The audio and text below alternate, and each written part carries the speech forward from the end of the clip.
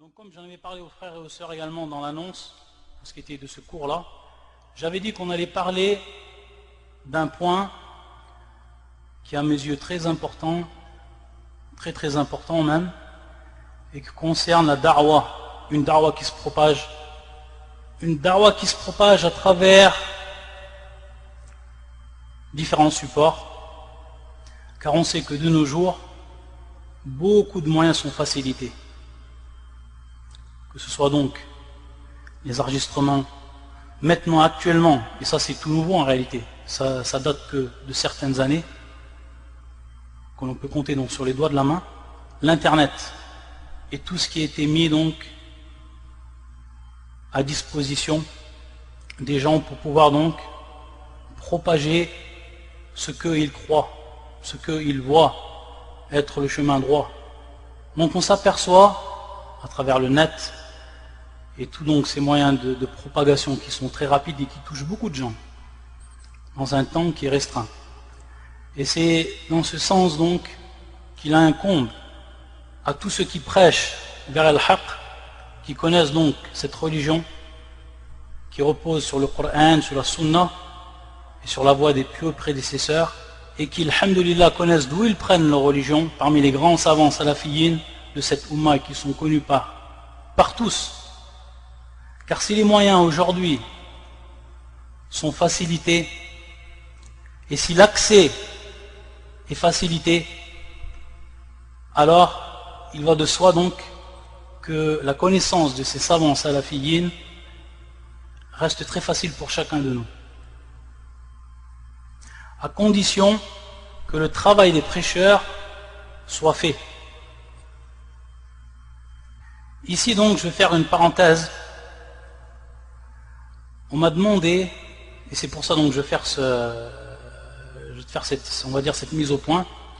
On m'a demandé il y a quelques semaines à propos d'un da'i, donc une personne que l'on a désignée et dont on m'a donné donc son site sur internet, justement, donc je suis en train de parler.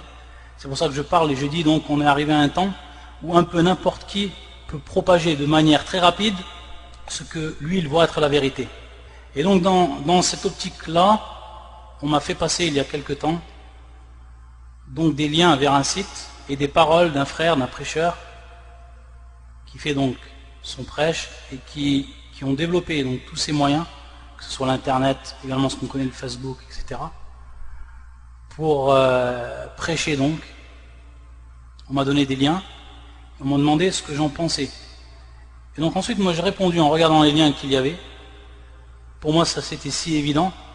Et c'est vrai que j'avais déjà entendu parler de cette personne et d'autres personnes qui sont présents sur le net, d'autres groupes également qui sont présents et qui forment en fait tout un groupe. C'est tout un groupe qui est formé, et pas non seulement en France mais également en Belgique.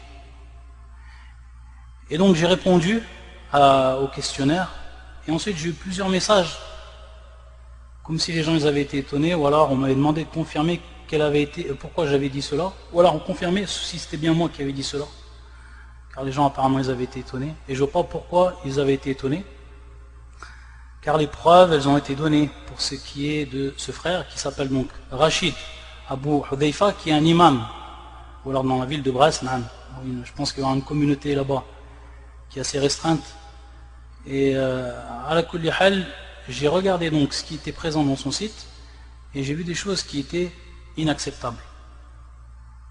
J'ai vu des choses qui étaient inacceptables. Et donc j'ai répondu par rapport à ce que j'ai vu moi comme étant une nasiha, mes frères et mes sœurs.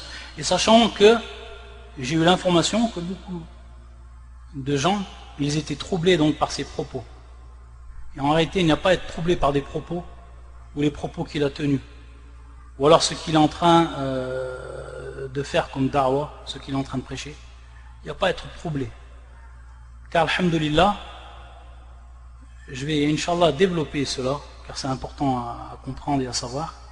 Il y a un manhaj à suivre pour ce qui est de la compréhension des paroles des savants. Donc, dans ce sens-là, je vais développer, inch'Allah, dans ce sens-là, il est facile pour toute personne de pouvoir prendre des paroles de certains savants, et c'est ce que font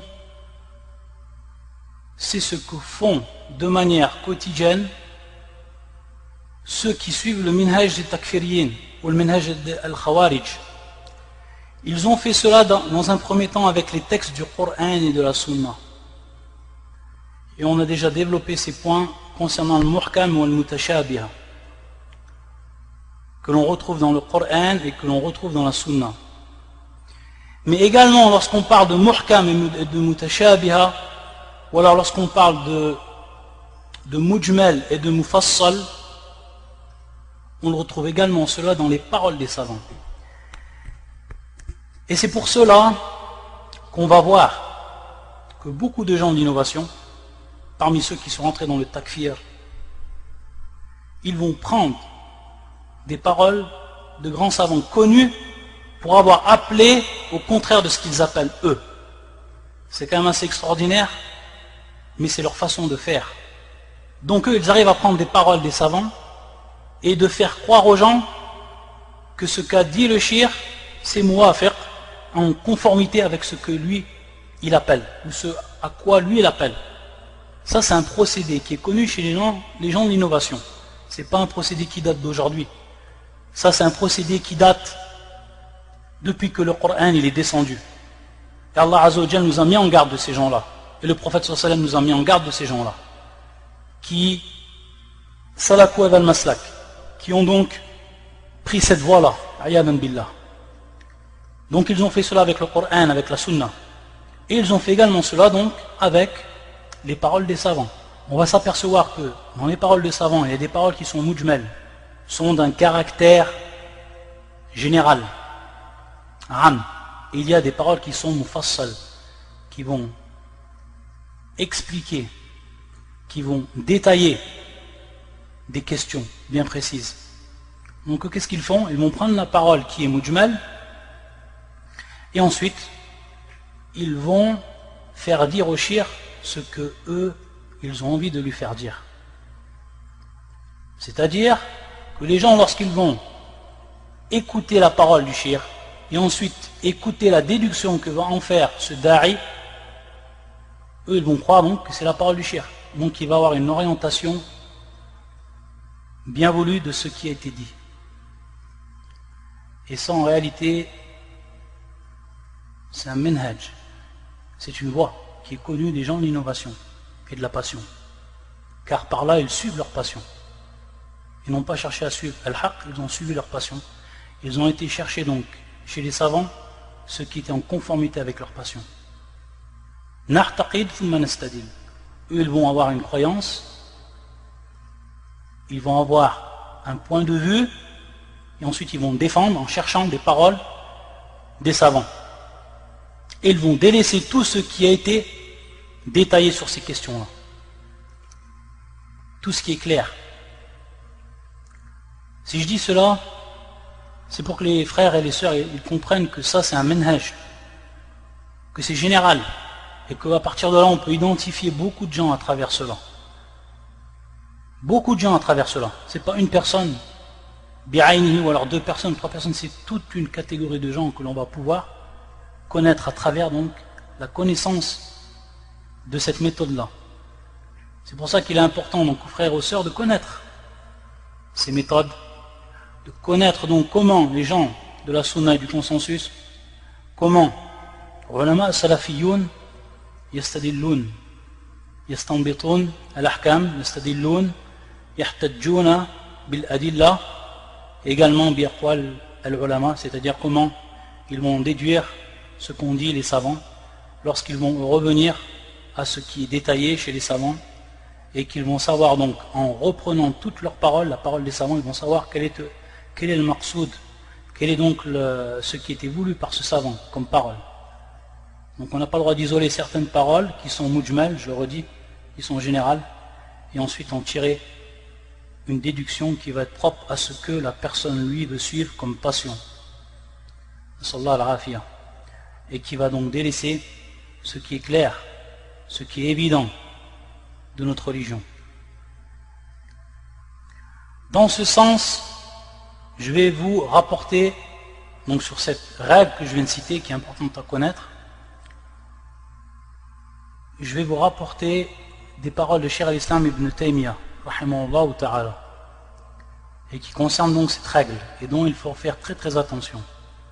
Donc ici j'ai pris 3 passages de Cheikh al-Islam ibn Taymiyyah où il parle donc de cette règle. La première, c'est une parole que dit le Cheikh dans son livre connu de tout le monde et qui s'appelle As-Sarim al-Masloul. يقول رحمه الله وأخذ مذاهب الفقهاء من الإطلاقات من غير مراجعة لما فسروا به كلامهم وما تقتضيه أصولهم يجري إلى أو يجر إلى مذاهب قبيحة. Ici, il est dit, il nous dit Cheikh al-Islam ibn Taymiyyah, que prendre donc al-madhahib, ici ça concerne bien entendu al-fuqaha, madhahib al-fuqaha min al-itlaqat, c'est-à-dire donc on va prendre la parole des jurisconsultes et dans ce qui est de leur madhab de manière générale, taïb, sans que l'on revienne à ce que leurs paroles ont détaillé et ce que leurs bases impliquent, les bases de ces savants impliquent. Cela amène à une voie qabiha, ila madhahib qabiha, ou des voies qui sont donc néfastes, qui sont graves, qui sont détestables. Ça c'est la première parole qui est plus qu'évidente de Cheikh al-Islam ibn Taymiyyah. Une parole qui est encore plus détaillée ici et que l'on retrouve fil al-jawab al-sahih liman baddala din al-masih. Al-jawab al-sahih liman baddala din al-masih. Où il dit rahimahullah ta'ala فإنه يجب أن يفسر كلام المتكلم بعضه ببعض ويؤخذ كلامه ها هنا وها هنا. Il nous dit dans un premier temps qu'il faut obligatoirement expliquer la parole de celui qui parle, donc al-mutakallim, sur une question. Donc ici bien entendu ça va concerner les gens de science et ça concerne avant al-anbiya, avant même cela al-anbiya. Il faut donc prendre la parole ou expliquer la parole de celui qui va parler en revenant à tout ce qu'il a dit et en les expliquant les unes par les autres, expliquant ces paroles les unes par les autres, ba'dun bi ba'd, car il y a des paroles, des textes qui vont expliquer clairement ce qui a été dit dans un autre passage.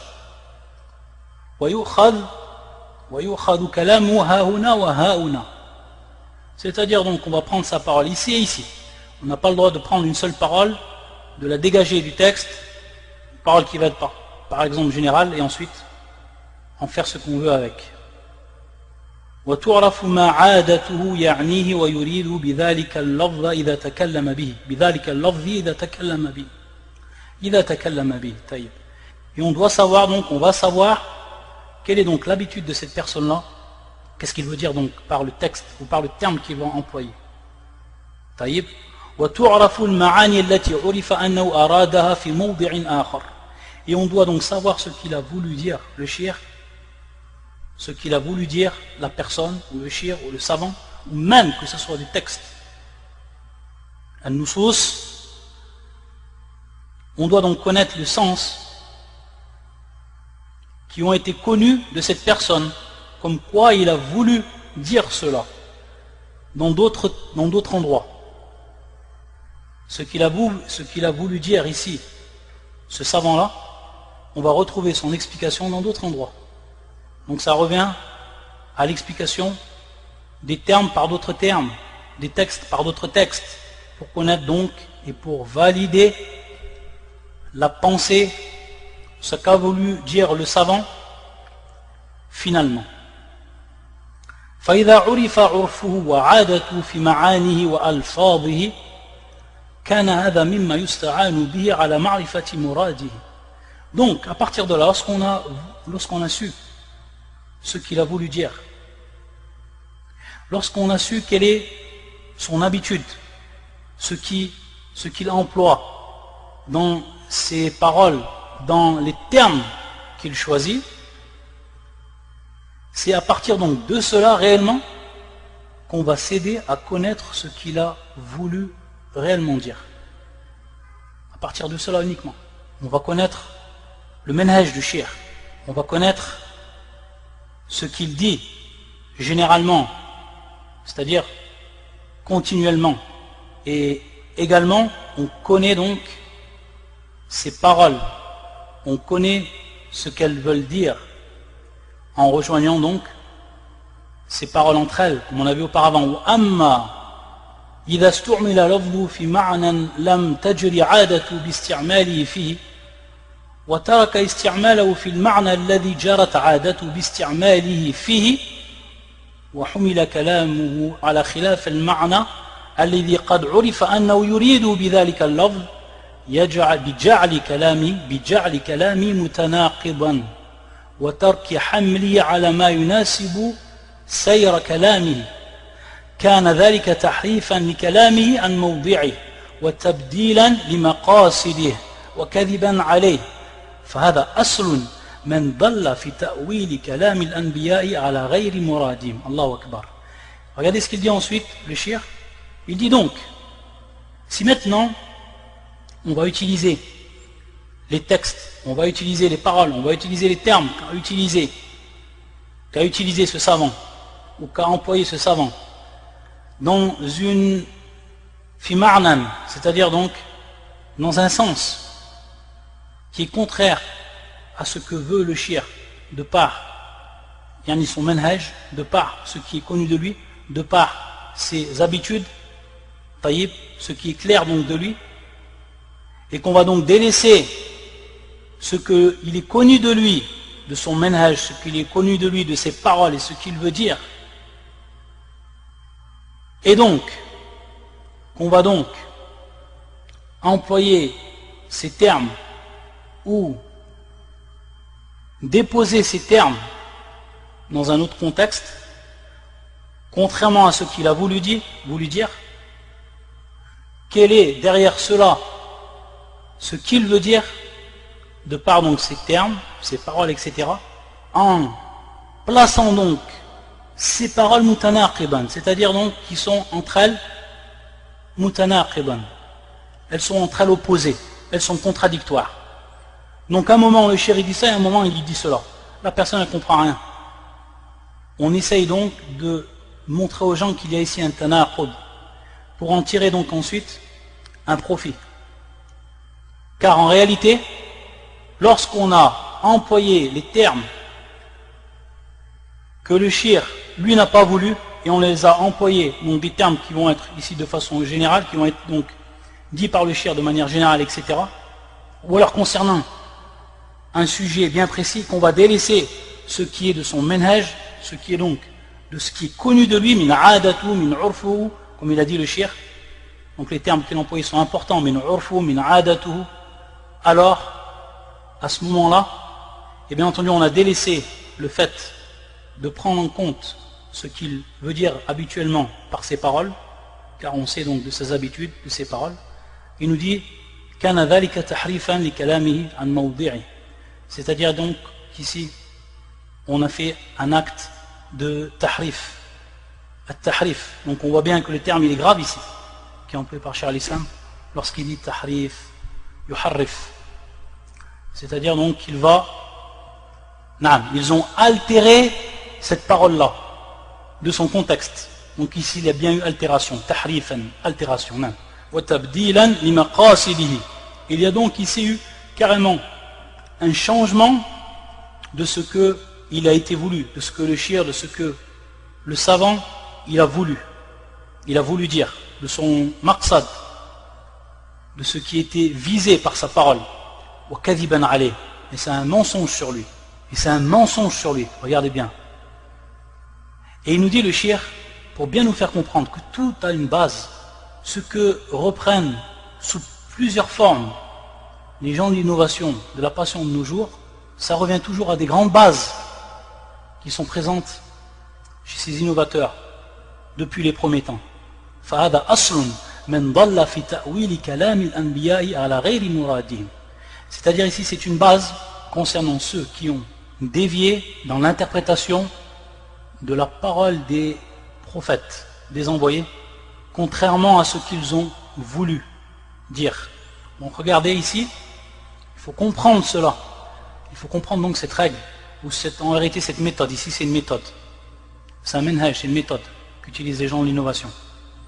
Et regardez les termes encore qui sont employés ici, c'est le dernier texte que je prends de Cheikh al-Islam ibn Taymiyyah fi Majmu' al-Fatawa, où il dit, rahimahullah, donc dans le deuxième tome, à la page 374, où il dit وَهَؤُلَاءِ قَدْ يَجِدُونَ مِنْ كَلَامِ بَعْضِ الْمَشَايِخِ كَلِمَةٍ مُشْتَبِهَةٍ مُجْمَلَةٍ فيحملونها على المعاني الفاسدة كما فعلت النصارى فيما نقل لهم عن الأنبياء فيدعون المحكم ويتبعون المتشابه. Donc il nous dit également, le cheikh ici, en employant des termes qui sont importants, il dit, et cela, parfois ils trouvent, قد يجدون, parfois ils trouvent donc dans la parole de certains personnes de science, des propos qui prêtent donc à confusion. Mushtabihatan, mujmalatan, et qui sont mujmal, qui sont en réalité qui rentrent dans le domaine de ce qui est général, فَيَحْمِلُونَهَا عَلَى الْمَعَانِي الْفَاسِدَةِ, c'est-à-dire donc qui vont les déplacer, ces termes, ces propos des savants, dans un sens qui est en réalité facile, qui est faux, qui est batil, qui est facile, qui est faux. Ils n'ont jamais voulu dire cela, et on ne peut pas attribuer ce manhaj à ces gens-là à travers ces paroles que vous voulez en tirer profit. Kama fa'alat an-nasara, comme on fait donc les chrétiens en ce qui concerne donc les envoyés.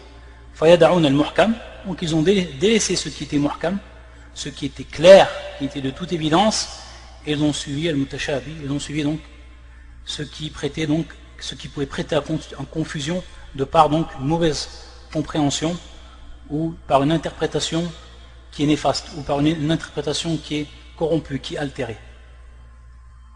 Non. Donc ça c'est en réalité une base qu'il faut se rappeler et qu'il faut connaître. Et comme je l'ai dit, tous les gens d'innovation se retrouvent dans cela. Tous les gens d'innovation se retrouvent dans cette manière de faire. Wallah al-musta'an.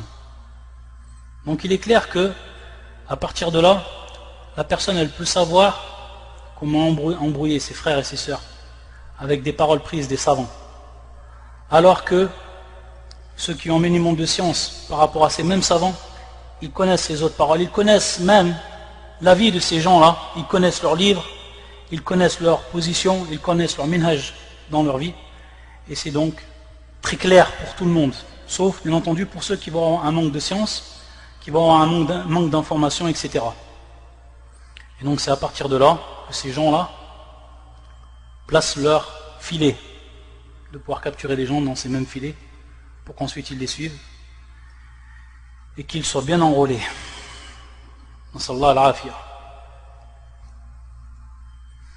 Ici donc pour revenir à ce que j'avais dit, ça donc c'était un point qui était important, il faut le dire, et j'espère que ce sera bien compris des frères et des sœurs. Pour revenir donc à ce qui a été dit par rapport à ce frère Rachid et d'autres encore, pour que ça soit très clair, taïeb, et qu'il n'y a pas d'ambiguïté à ce sujet.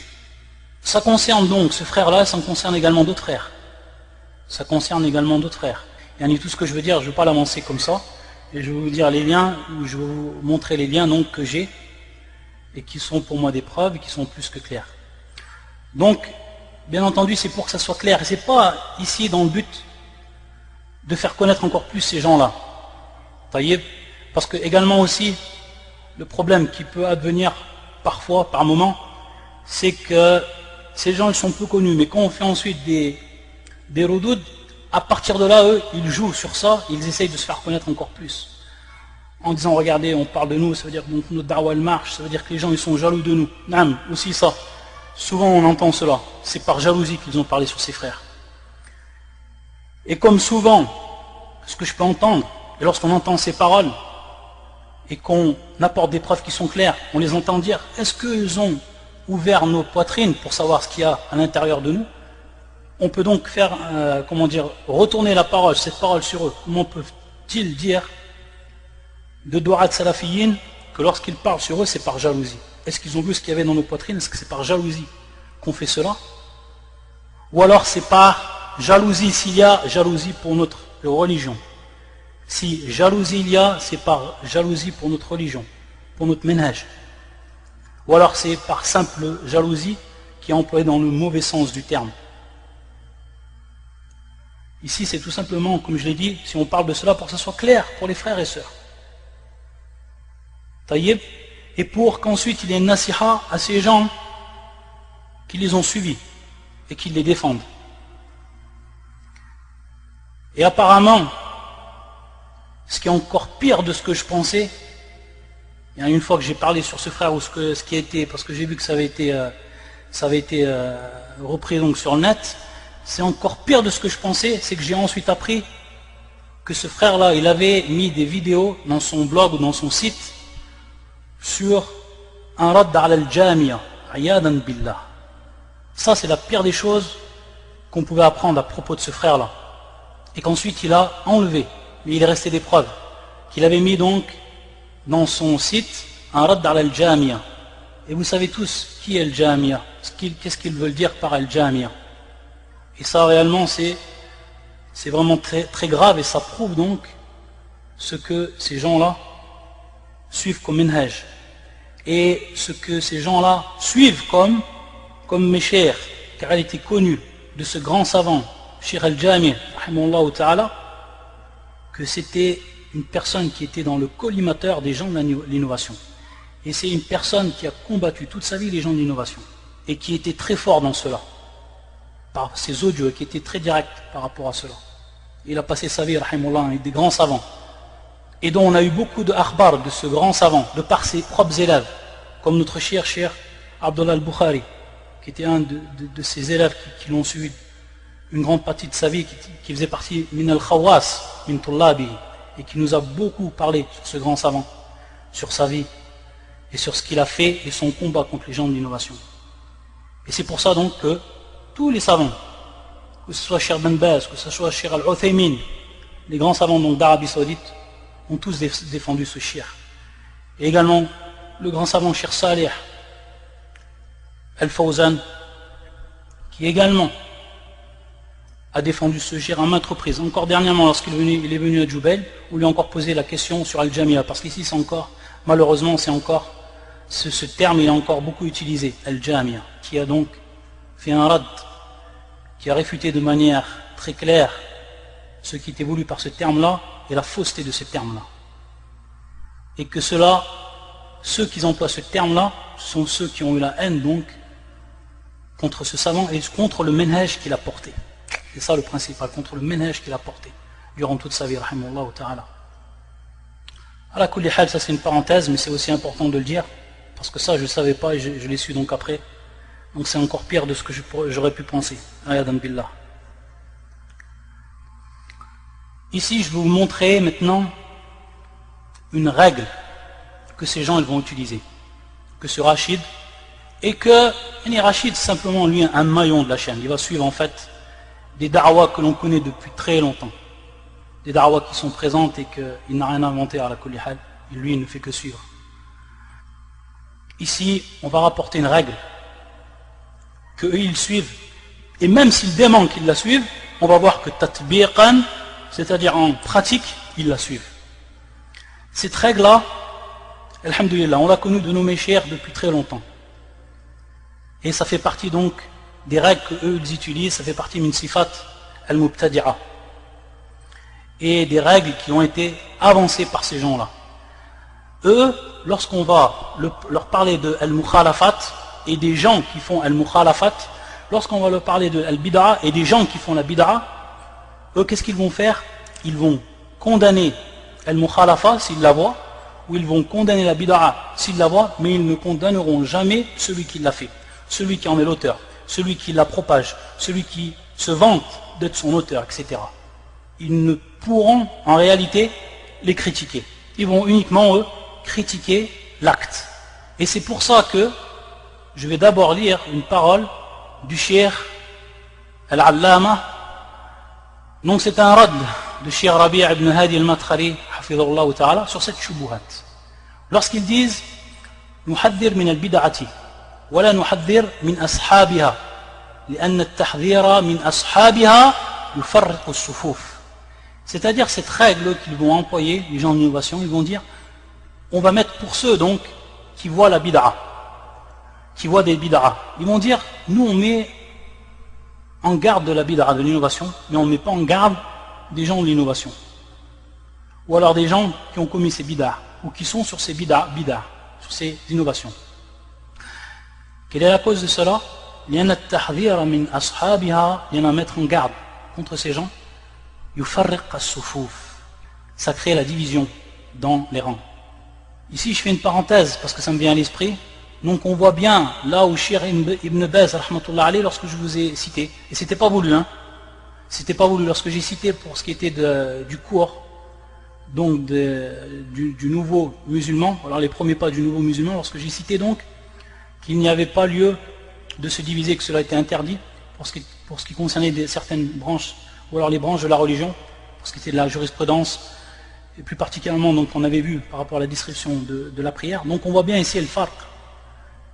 Donc il se peut certaines personnes qui vont utiliser les termes de Cheikh Ibn Baz, ces termes wama ashba, et qui vont donc appliquer jusqu'à l'innovation. Ils vont dire, regarde, on n'a pas le droit de se diviser, on n'a pas le droit, ça fait partie des règles de l'islam, ça fait partie min usul l'islam, regardez ce que veut dire Cheikh al-Islam Ibn Baz rahmatullah alayhi, etc.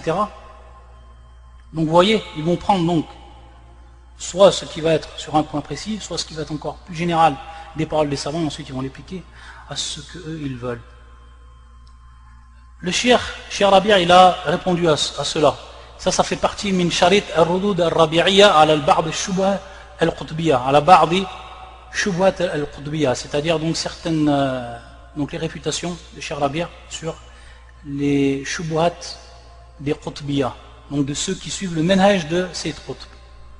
Donc il dit, le Cheikh, هذه شبهة باردة يقولها مرض النفوس فإن البدعة ما ذنبها الحذر من صاحب البدعة والحذر من أهل البدع وأهل المعاصي وأهل الفسوق والدليل على الرسول صلى الله عليه وسلم والدليل أن الرسول صلى الله عليه وسلم حذر منهم قال الله تبارك وتعالى لرسول الله صلى الله عليه وسلم هو الذي أنزل عليك الكتاب منه آيات محكمات هن أم الكتاب وأخر متشابهات فأما الذين في قلوبهم زيغ فيتبعون ما تشابه منه ابتغاء الفتنة وابتغاء تأويله وما يعلم تأويله إلا الله. تلا رسول الله صلى الله عليه وسلم هذه الآية ثم قال فإذا رأيتكم الذين يتبعون ما تشابه منه فأولئك الذين سمى الله فاحذروهم.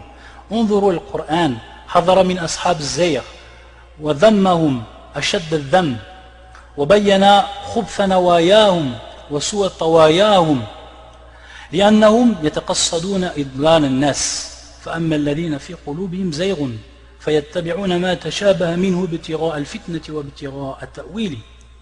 بين الله سوء مقاصدهم وأكد ذلك رسول الله صلى الله عليه وآله وسلم بقوله إذا رأيتم الذين يتبعون ما تشابه منه فأولئك الذين سموا الله فاحذروهم. ما قال احذروا البدع واتركوا إخوانكم ولا تفرقوهم، ما قال هذا الكلام. هم تفرقوا، هم فرقوا الأمة ومزقوها. هل هم الآن على كلمة سواء حتى إذا جاء رجل يحارب المبتدعين تحصل الفرقة؟ هم متفرقون. كم عندكم من طرق، كم عندكم من أصحاب الأهواء وأصحاب الضلالات. هذا الكلام لا يقول إلا أهل الضلال وأهل الأهواء، محامة عن ساداتهم وقياداتهم وما شاكل ذلك. وآثر السلف والحمد لله والكتب مليئة بآثار السلف من التحذير من الناس بأعيانهم. على كل حال ici le cheikh nous rappelle que cette règle-là c'est une règle qui est complètement fausse, batila. C'est une règle qui est complètement fausse, qui est batila. Et il nous dit même que cette parole ne provient que des gens de l'innovation et des gens de l'égarement.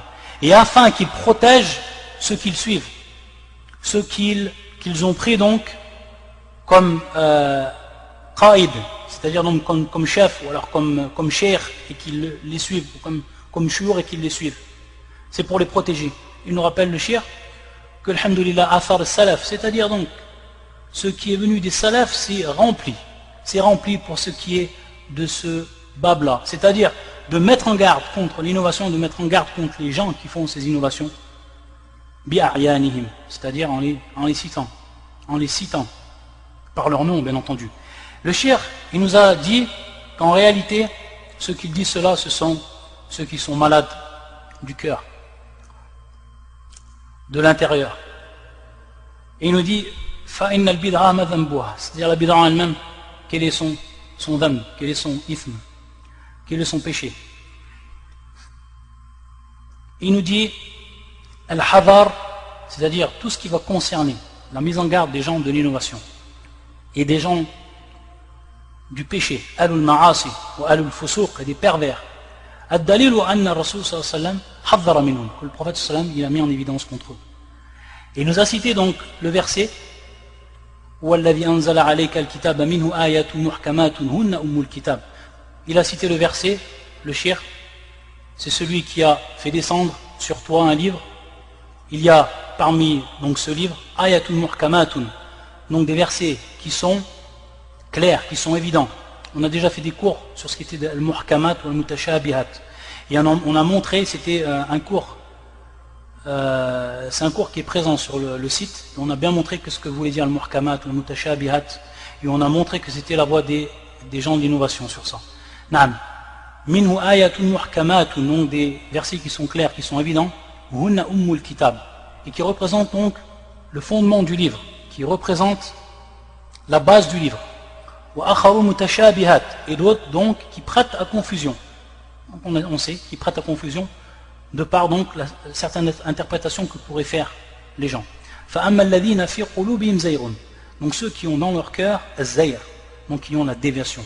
Fa yattabi'una ma tashabaha minhu, donc ils suivent ce qui est ambigu, ce qui reste ambigu parmi donc ces versets.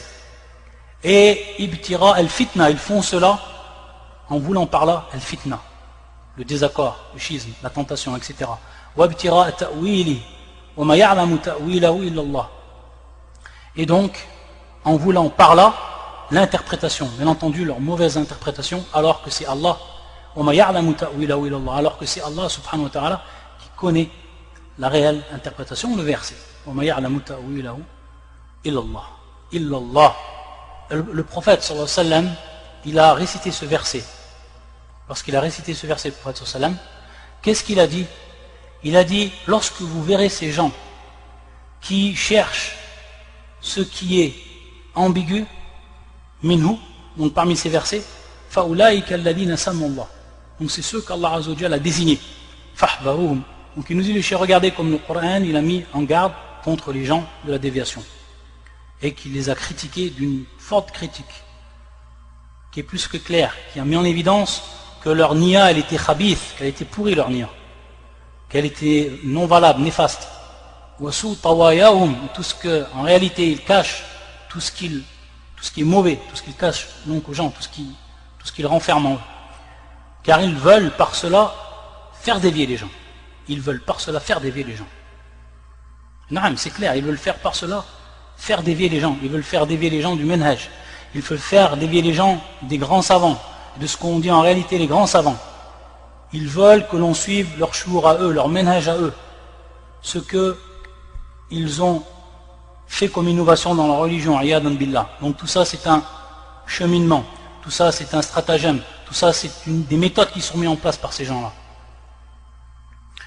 Et il nous dit le cheikh que Allah Azza wa Jal, il a mis donc en évidence, il a éclairci à tout le monde que leur intention était mauvaise et qu'il faut les mettre donc en garde contre ces gens. Et le prophète sallam, il a appuyé cela, car il a dit fahdharuhum, c'est-à-dire donc mettez en garde et protégez-vous de ces gens-là.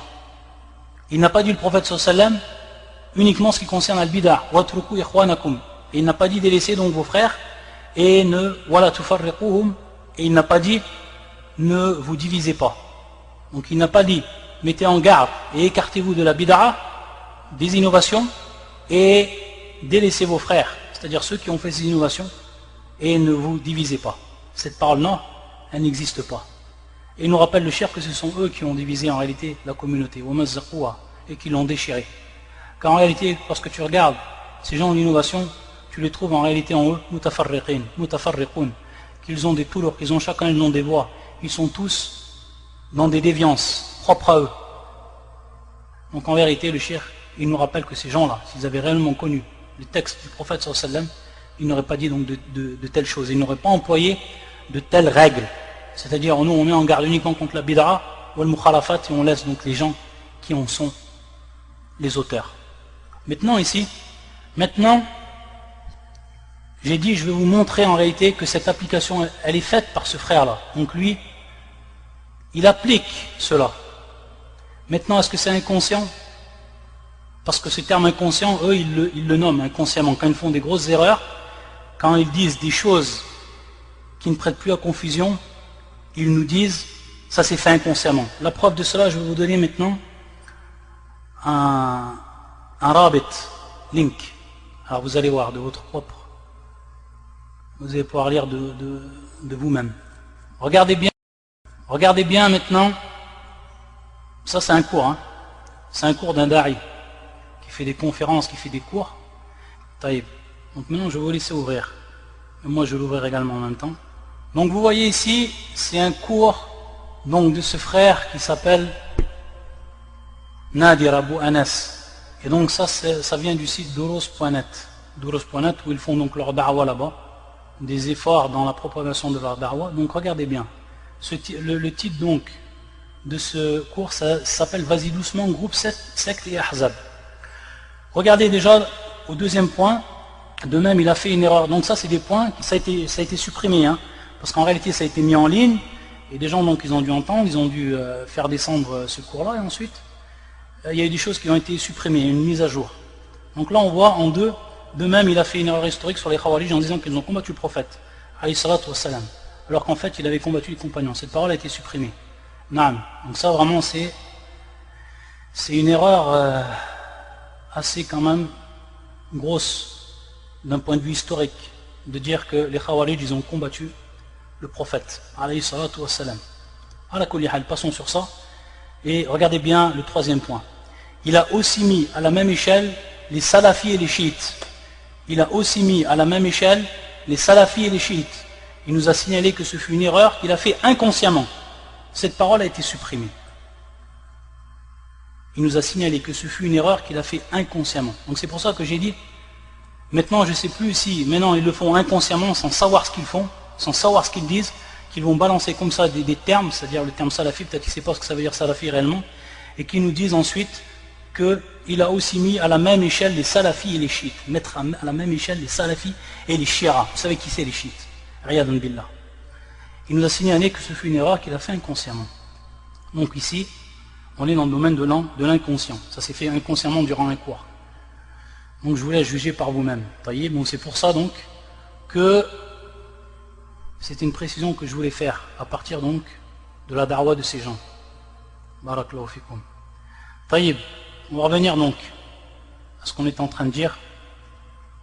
Donc ça c'était pour la petite histoire d'être inconscient qu'on dit de telles paroles et d'y revenir dessus ensuite. Taïb. Notre frère donc, ce frère Rachid Hadallah, donc dans son site, lui il se défend de critiquer les attentats. Taïb, de critiquer les attentats. Le problème, qu'est-ce qui va se passer? Donc il voit ça comme une bid'a, comme une innovation, quelque chose qui est contraire à la religion, alhamdulillah, qu'il voit cela. Le problème, c'est qu'ensuite, lorsqu'on va lui parler d'une personne qui fait partie min ru'us at-takfiriyyin wal-khawarij dans notre temps, que personne ne peut ignorer, que tout le monde a connu son manhaj, tout le monde. Et je vais vous donner également ici une preuve de cela. Car je sais que ce frère, il met également beaucoup de doutes sur l'appellation salafi, qu'il a ramené donc des paroles également de Cheikh Ben Baz.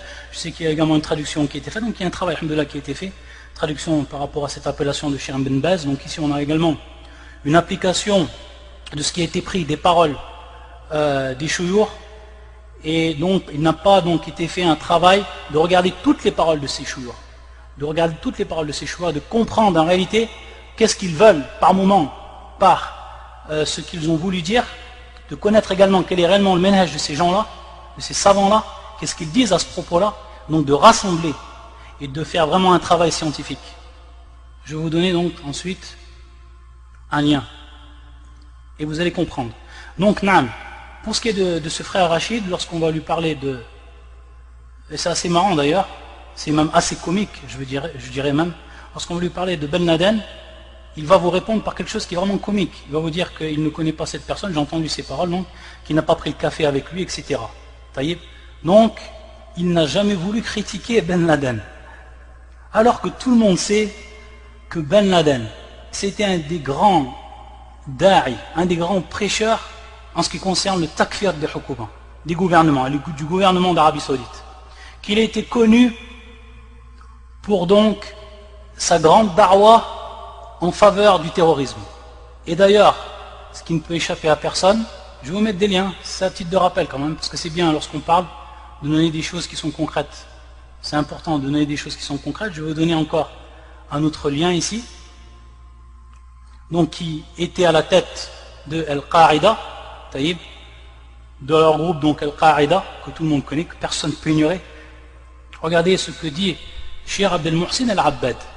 Ils prennent un des livres de Cheikh Abdel Mohsin Al-Abbad qui avait été intitulé Rifqan Ahl Sunnah bi Ahl Sunnah, et en réalité ils vont l'appliquer aux gens de l'innovation. Comment vous pouvez être dur envers les gens de l'innovation, etc. Ça c'est connu. Et le Cheikh même il a refait ensuite une introduction. Non, il a dit, j'ai jamais voulu dire par elle, j'ai dit Ahl Sunnah bi Ahl Sunnah. J'ai jamais voulu dire par cela les gens de l'innovation. Que ce soit les takfirines, que ce soit les frères musulmans, que ce soit Jama'at Tablir, les frères du Tablir, etc. Il n'y a pas de shubuhat, d'ambiguïté à avoir à ce sujet-là. Regardez donc. Donc ici, vous pouvez voir ce qu'a dit Cheikh Abdel Mohsin Al-Abbad sur Al-Qaïda, lorsqu'on lui a posé la question sur Al-Qaïda. Lorsqu'on lui a demandé, est-ce que Al-Qaïda, mujahidun fi sabilillah. Le Cheikh, il a dit, Al-Qaïda, donc qui était à la tête de Al-Qaïda, il a dit Al-Qaïda, donc il les a nommés ce groupe, comprenant Ben Laden et bien entendu tous ceux qui sont à l'intérieur de ce groupe, qui se réclament de ce groupe. Il a dit Al-Qaïda, Naam, mujahidun, il a dit. Ou yujahidun fi sabil shaitan. C'est-à-dire donc, ils font leur djihad dans la voie du diable. Ils font leur djihad dans la voie du diable. Donc voilà, pour ce qui est d'un des savants de la sunna de notre époque, qui répond donc à cela de manière claire. Il ne nous l'a pas sorti, j'ai jamais bu le café avec les gens de l'Al-Qaïda. Il ne nous a pas sorti cette blague, c'est une blague ça. Astaghfirullah, c'est vraiment très comique. Ala kulli hal, Allah al-musta'an. Donc voilà pour ce qui est de l'audio, vous pouvez l'ouvrir et vous pouvez l'écouter. Ça c'est une chose. Et la deuxième chose également, regardez bien, ouvrez donc cela et regardez ce que va dire Cheikh Abdel Aziz Ibn Baz depuis des dizaines d'années. Même avant que ces gens-là fassent la da'wah, qui connaissent même ce qu'est la da'wah. Je ne sais pas où ils étaient dans ce temps-là. Regardez, donc c'est toute une page qui est consacrée par rapport à cela, et vous voyez donc à peu près à 2 ou 3, non, au début, c'est au début, vous trouvez ici Al-Imam Ibn Baz, rahimahullah, Oussama min al-mufsidin fil ard, où il va dire donc Oussama Ben Laden, regardez, donc il y a ce qui est pris de Majmu' al-Fatawa wa Maqalat Mutanawwi'a, donc Majmu' al-Fatawa de Cheikh, lorsqu'il met en garde donc contre des gens, et parmi eux Ben Laden, wa nasihati lil Mus'iri wal Faqih wa Ibn Laden wa jami' man yasluk sabilahum an yada'u hadha at-tariq al-wakhim wa an yattaqullah wa an ya'udu ila rushdihim wa an yatubu ila Allah mimma salafa minhum. Donc la parole elle est plus que claire, où il donne donc un conseil à ces gens-là, Al-Faqih Ibn Laden, et tous ceux qui ont emprunté leur voie, de revenir, de délaisser donc cette voie néfaste et de revenir, de craindre donc son adab, son châtiment, de craindre sa colère et de revenir sur le droit chemin. Et qu'ils se repentent à Allah de ce qu'ils ont fait auparavant. Et regardez ce qu'il a dit en 1417. Regardez, quand je vous ai dit la date, ça vous fait combien ça? Plus de 14 ans. Regardez ce qu'il a dit en 1417. Fi jaridatul muslimun, il dit chez l'imam Abdelaziz ibn Baz, Oussama ben Laden min al-mufsidin fil ard, wa yataharra turuq al-shar al-fasida, wa kharaja an ta'ati wali al-amr. Donc c'est plus que clair sur ce qu'il a dit. Il l'a nommé comme faisant partie de ceux qui commettent le désordre sur la terre. Donc, Cheikh Abdelaziz ibn Baz, Hashaou, qui nous disent donc une blague comme celle-là, et qui nous disent donc qu'il n'a pas bu le thé avec cette personne-là pour connaître et pour mettre en garde contre lui. Allah al-Musta'an. Donc ça c'est un rappel, pour que ça soit bien clair pour les frères. Maintenant, pourquoi lui ne veut pas mettre en garde, ou il s'est écarté de mettre en garde contre cette personne? On va comprendre un peu plus de choses lorsqu'on voit une personne que lui, il prend pour un shir. Et on m'a fait passer aussi un blog de lui qu'il avait fait avant son site là, Al-Wasat. On retrouve beaucoup donc cette personne qui s'appelle Mohamed ibn Hassan. Mohamed ibn Hassan qui est connu pour être un Qutbi, pour suivre le manhaj de Al-Qutbiyya, que tous les savants salafines ils connaissent. Qu'ils connaissent son manhaj. Et on pourra en citer sur lui. On pourra en citer et en citer sur lui. Moi j'ai encore cette image, subhanallah, lorsque j'étais en Égypte, et ça remonte à plus de 15 ans. Lorsque j'étudiais en Égypte, les débuts où j'étudiais en Égypte, j'étudiais la langue arabe, et une fois j'avais été dans une mosquée, je me rappelle la mosquée de Tawhid, Fil Qahira, à la capitale, le Caire. Et j'avais assisté à cette mosquée, il y avait beaucoup de monde qui était venu, et ce jour-là, l'imam c'était Mohamed ibn Hassan, et c'était l'époque où il y avait la guerre du Golfe. Et je me souviens encore que toute sa khutbah c'était sur le djihad, qu'il appelait au djihad, il criait bien fort, les gens, je me rappelle, ils se levaient dans la mosquée, ils se levaient, ils pleuraient, c'était Allah al-Musta'an. Yani, c'est des choses qui sont plus que claires. Ces gens-là, ils ont toujours été sur ce manhaj. Ils ont toujours été sur ce manhaj. Ça, c'est pas d'aujourd'hui. Regardez, moi maintenant, je vais vous donner un lien et je vais vous expliquer. Ça, c'est le premier lien. Je pense que beaucoup de gens connaissent parmi les frères et nos sœurs. Ça, c'est le premier lien où Mohamed ibn Hassan, il fait l'éloge de Oussama ben Laden. Donc, c'est bien après l'époque que Ibn Baz, rahimahullah ta'ala, il a sorti sa fatwa que tout le monde connaît, que personne ne peut nier, ne pas connaître. Donc regardez, et ensuite, lorsque, bien entendu, al-akhbar, tout ce qui avait été dit sur la mort de Oussama ben Laden, etc. Regardez donc, et ça aussi c'est important, et là par contre je vais détailler, vous allez voir pourquoi, également. Ça c'est le deuxième, donc ça c'est le premier, ensuite le deuxième. Donc je vous laisse le temps d'ouvrir. Donc le premier lien que je vous ai donné, c'est sur les éloges qu'a fait Mohamed ibn Hassan sur Oussama ben Laden, en le citant de Mujahid, etc. Donc vous comprendrez aussi bien que moi, vous allez ouvrir, c'est plus que clair. Et ensuite la deuxième que je vous ai envoyée, je vais l'ouvrir et je vais vous expliquer également qu'est-ce qui se trouve dans cet audio. Si vous n'avez pas le temps d'ouvrir, vous l'ouvrirez après. Simplement des preuves que je vous donne, pour pas qu'on dise que j'ai inventé quoi que ce soit. Donc moi je vais l'ouvrir. Et je vais vous expliquer ce qui va être dit dedans. Et regardez bien pour vous dire que c'est vrai, on est vraiment dans le domaine ici de la feinte. Ça c'est vraiment la feinte en fait. Regardez ce qu'il va dire. On va lui poser la question par rapport à la mort de Ibn Laden, est-ce qu'on peut reconnaître que c'est vrai? Donc lui il va répondre, il va dire Lazim natathabbat, on doit pas prendre akhbar directement du kafir, et on doit donc être sûr s'il est bien eu mort, etc. Taïb. Kalam salim. Ala kulli hal. Ensuite, c'est ce qui va venir. Ici, il va nous dire que Oussama ben Laden, simplement ce qu'il y a entre lui, et Oussama ben Laden, c'est simplement des ijtihadat. C'est-à-dire que lui, il n'est pas d'accord avec des ijtihadat. Écoutez bien le terme, parce que ça c'est important. Beaucoup de gens, ils ne vont pas comprendre. Ils ne vont pas comprendre ce qui est voulu par ça. Parce que le terme ici employé, ce n'est pas un terme dont lui il est ignorant. Il sait ce que ça veut dire ijtihad dans la religion. Et je vais vous donner ce que veut dire le terme ijtihad. Vous savez ce que ça veut dire le terme ijtihad? Écoutez ce que disent les savants pour ce qui est de l'ijtihad.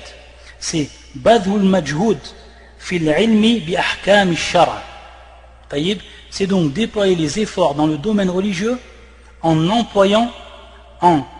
revenant aux lois, aux règles de la législation. Badhul majhoud fil ilmi bi ahkam ash-shar'. Ça c'est le sens du terme ijtihad, que tout le monde connaît, que le moine talib al-ilm, que le moine da'i, il sait ce que ça veut dire, ce terme ijtihad, ce qu'on entend par terme ijtihad.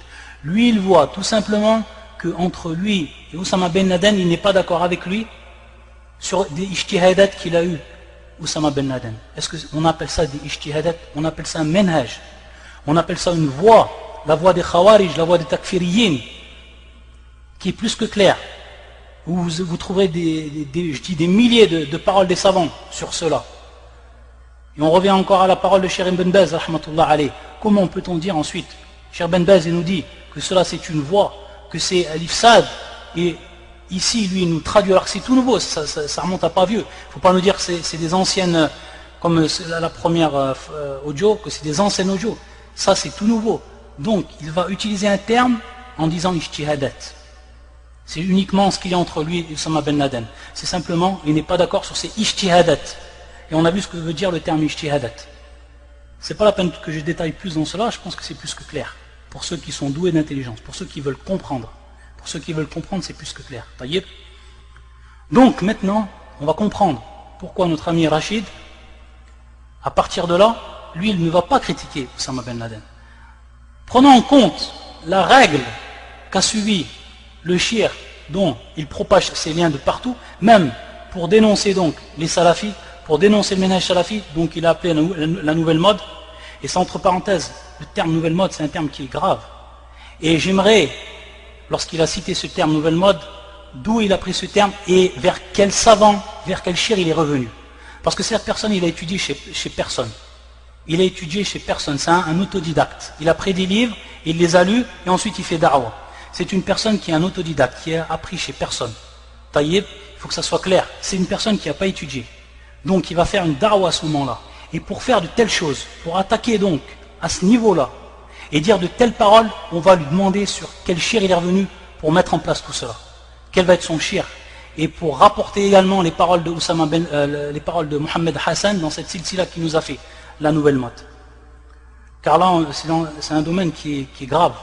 C'est une personne qui n'a jamais appris, qui est un simple autodidacte, qui commence du jour au lendemain à nous faire la da'wah parce qu'il connaît un peu l'arabe, et qui commence donc à prendre cette direction sans même revenir aux gens de science, et leur demander, moi aujourd'hui je vais faire donc une nouvelle silsila, ça s'appelle la nouvelle mode, je veux un aqsid, je veux par là des frères qui suivent un menhaj, des frères qui nous précisent qui il veut par cela, qu'est-ce qu'il veut par cela, etc. Que ce soit clair. Taïb, et qui nous disent quel shir il lui a donné la permission de faire ces choses-là. Taïb, pour qu'on soit d'accord, pour que ça soit clair, pour pas qu'il y ait d'ambiguïté, pour qu'il soit sincère dans sa da'wah, dans laquelle il fait, à qui il revient, vers qui il prend comme référence, qui il prend comme référence. Taïb, ça c'est important de prendre la référence. Et comme dit nos chouyours tout le temps, ils nous disent, regardez, si vous voulez connaître la personne, regardez ses chouyours, regardez chez qui il apprend, chez qui il a appris, et vous connaîtrez la personne. Vous saurez qui il est. Encore il n'y a pas longtemps, notre shir, Hafidahullah, shir Mohamed ibn Ramzan, lorsqu'on lui avait téléphoné pour ce qui était du shir Faisal, le shir Faisal, le Koweïtien, qui propage sa da'wah en France, lorsqu'on lui avait demandé, par rapport à cela, lui il avait dit, regardez chez qui il a pris sa science. Regardez chez qui il a pris sa science. Et par rapport à ça, le shir il a mis une règle ici. C'est-à-dire qu'il a voulu montrer aux frères et aux sœurs comment on va reconnaître la personne chez qui il a appris. Il a appris chez des savants qui sont connus pour le manhaj, c'est des chouars qui sont connus pour le manhaj, il a appris chez qui? Chez des savants qui sont des muqtadi'a, c'est des chouars qui sont des muqtadi'a, qui sont des innovateurs, qui prêchent au dalal, chez qui il a appris pour qu'on sache qui il est. Donc on se rend compte pourquoi il s'est éloigné donc de répondre par rapport à cette question en nous sortant une réponse donc assez comique. Et donc on s'aperçoit ici de manière claire qu'est-ce qu'il se cache donc derrière cette da'wah. Donc également il a fait une vidéo ou un audio où il répondait au frère Abou Islam de Marseille par rapport à ce qui avait été dit. Et donc lui il se défendait en rapportant des paroles de Cheikh Ibn Baz rahmatullah alayh. On sait Cheikh Ibn Baz rahmatullah alayh, son minhaj, tout le monde connaît son minhaj et comment il a répondu aux gens d'innovation durant toute son existence, toute sa vie. Comme on l'a vu à l'exemple de Ben Laden et encore beaucoup d'autres, Al-Faqih et encore beaucoup d'autres. Ça a été son ménage à Cheikh. Et lorsqu'il répondait également sur Al-Maqalat, sur Al-Jarida, c'est-à-dire les journaux, tout ce qui peut être en contradiction avec la religion, le Cheikh répondait et il ne faisait pas de mujamala sur ça.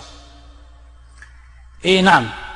Donc, le frère, il a également répondu donc au frère Abou Islam par rapport donc aux critiques qui ont été faites.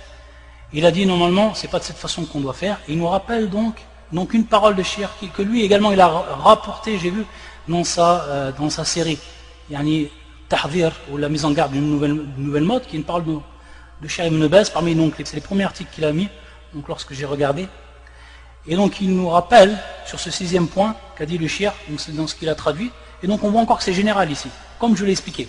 Ça n'a rien à voir avec ce qu'il veut lui. Et regardez bien, hein, il dit donc 6e, ce que certains savants et étudiants en sciences font comme effort de recherche, ijtihad. Regardez bien, ce que certains savants et étudiants en sciences font comme effort de recherche, ijtihad. Ijtihad, je vais vous donner simplement un petit aperçu. Qu'est-ce que veut dire le terme ijtihad et lorsqu'on est mujtahid? Et qui peut se permettre d'être mujtahid?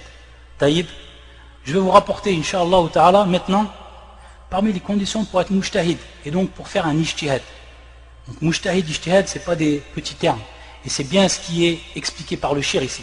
Le shir, il est en train de parler là où il y a al-ijtihad, là où il y a la possibilité et la capacité de la personne de faire ijtihad. Taïb. Simplement, avant donc de reprendre la parole du shir, je vais vous rapporter quelles sont les conditions pour faire un ijtihad et pour être mujtahid. Ça c'est pris du grand savant Cheikh Shanqiti rahimahullah ta'ala, sahib Abu al-Bayan, dans son livre qui est Al-Mudhakkira fi usul al-fiqh, où il nous dit, donc, birtisar, il nous dit les conditions, certaines conditions donc pour être un mujtahid et pour pouvoir faire donc de l'ijtihad. An yakuna aliman bi nusus al-kitab wa sunnah allati laha ta'alluqun bima yajtahidu fihi min al-ahkam wa in lam yakun hafizan laha. Donc dans un premier temps, il faut qu'il soit savant des textes du Coran, de la Sunna qui sont en rapport aux lois où il va faire donc un ijtihad dessus. Et même si il n'est pas ou il ne connaît pas ces textes par cœur. أن يكون علما بمسائل الإجماع والخلاف لئلا يعمل ويفتي بخلاف ما وقع الإجماع عليه. C'est également qu'il soit un savant sur les questions de l'ijma', donc du consensus, et de ce qui va en son encontre, afin donc qu'il ne fasse pas un acte, ou alors qu'il ne fasse pas une fatwa qui va être en contraire avec, où il y a eu unanimement accord entre les savants, c'est-à-dire donc qu'il y a eu un ijma'. أن يكون عالما بالناسخ لئلا يعمل ويفتي بالمنسوخ, c'est-à-dire qu'ils connaissent s'il y a à ce moment-là un nasir, c'est-à-dire ce qui a été abrogé, ce qui est abrogeant et abrogé, donc connaître l'abrogé et l'abrogeant pour pas qu'il y ait qu'ils disent des choses qui ont été en réalité abrogées. أن يكون عارفا بما يصلح للاحتجاج به من الأحاديث وما لا يصلح, c'est-à-dire qu'ils connaissent également ce qui est valable pour être pris comme preuve, comme ihtijaj, pour être pris comme preuve parmi les hadiths, et bien entendu son contraire, ce qui n'est pas valable. أن يكون عالما بالقدر اللازم لفهم الكلام من اللغة والنحو, c'est-à-dire qu'il sache également qu'il soit un savant, et ça يعني بالقدر اللازم, ce qui donc va lui suffire pour pouvoir comprendre ce qui va être suffisant, يعني le minimum qu'il doit connaître donc pour comprendre لفهم الكلام, pour comprendre donc les propos dans la langue et dans la grammaire. أن يكون على علم بأصول الفقه لأن هذا الفن هو الدعامة التي يعتمد عليها الاجتهاد. Il nous dit également qu'il faut qu'il soit sur une grande science de usul al-fiqh, des bases de la jurisprudence. لأن هذا الفن, pourquoi? Parce que ce fun là, taïb, yani cette science là, هو الدعامة, c'est en réalité le pilier même sur lequel donc se repose l'ijtihad. Il faut connaître donc les bases de usul al-fiqh. Ensuite donc le frère, pour se défendre, il revient à cette parole de Cheikh Ibn Baz, où le terme ijtihad est repris ici. Et c'est sa traduction, ce que certains savants et étudiants en sciences font comme effort de recherche, ijtihad. Dans les domaines où l'on peut accepter l'effort de recherche, ne doit pas être condamné si la personne fait partie de ceux qui sont habilités à faire des efforts. Et si quelqu'un d'autre vient le contredire dans cette ijtihad, le mieux, c'est d'en discuter avec lui de la meilleure des façons. Et après, donc, il va dire pourquoi tu n'es pas venu discuter avec moi, etc. Il s'est placé à ce niveau-là, de l'ijtihad, que lui il est en train de faire ijtihad, et si mon ijtihad il n'est pas bon, alors viens m'en parler. Le shia il est en train de parler de ijtihad, regardez bien, hein, il est en train de parler de ijtihad, donc on a vu quel est le mujtahid, et qui peut, en France, prétendre être un mujtahid, yani qui peut, parmi les étudiants en sciences reconnus, ou parmi beaucoup de chouyours, dire, moi je suis un mujtahid, et je peux faire ijtihad. فضلا عمن لا يتعلم العلم الشرعي عند العلماء ولا يعرف بطلب العلم. على كل حال ici, ça c'est le premier point, non? Et on voit bien que dans la parole qui est dite, si la personne fait partie de ceux qui sont donc habilités à faire des efforts, et si quelqu'un d'autre vient le contredire dans cet ijtihad, le mieux est d'en discuter. Non, dans les domaines où l'on peut accepter l'effort de recherche. Dans les domaines où l'on peut accepter l'effort de recherche. Donc c'est dans les domaines d'ijtihad, pas dans les domaines de manhaj, dans les domaines de manhaj, dans les domaines de voie, de méthode, qui sont où parler est quelque chose de dangereux, où il faut avoir de la science, il faut revenir aux savants et savoir ce que l'on va dire à ce niveau-là. Faire la différence également entre les groupes, connaître les groupes, taïeb, ne pas s'acharner sur des frères qui se disent de la salafia, de s'acharner sur de manhaj, qui est un manhaj salafi, et de laisser en réalité les ikhwan muslimin. On ne les entend jamais parler sur les ikhwan muslimin, on ne les entend jamais parler sur Jama'at Tabligh. Alors que, par exemple en France, ils pullulent, ils sont présents de partout. Et que, en réalité, ce serait le plus profitable, ce serait donc, s'il y a vraiment un effort à faire dans ce sens, ce serait de parler sur ces gens-là. C'est là où il y a réellement le danger. C'est là où il y a réellement le danger, au lieu de parler donc sur ces frères salafis. Qu'il advienne des erreurs des frères, que certains donc font des erreurs, ça bien entendu, l'erreur, elle est valable. Mais de condamner de cette manière-là, de revenir en réalité à un manhaj, ça c'est réellement dangereux. Parce que là, on est réellement dans ce domaine-là. Je ne peux pas avoir de doute par rapport à cela. Dont la manière est faite, donc les choses sont présentées. Allah al-Musta'an. On pourrait parler, on pourrait encore dire pas mal de choses sur ce sujet. Simplement, c'était une mise au point que je voulais faire. Et pour bien rappeler aux frères que ce qui avait été dit, c'était bien de ma part. Naktafi biyad al-Qadr, Inch'Allah ta'ala. Le prochain cours, donc, ce sera la semaine prochaine. On continuera donc pour ce qui est les premiers pas du nouveau musulman. Et qui concerne donc, le cours qui concernera donc la zakat, la siyam ou le hajj. Pour terminer donc tout ce qui est en relation avec la partie pratique et qui revient au pilier de l'islam. Bi'idnillahi ta'ala. Subhanaka wa bihamdika. Ashhadu an la ilaha illa anta. Astaghfiruka wa atubu ilayk.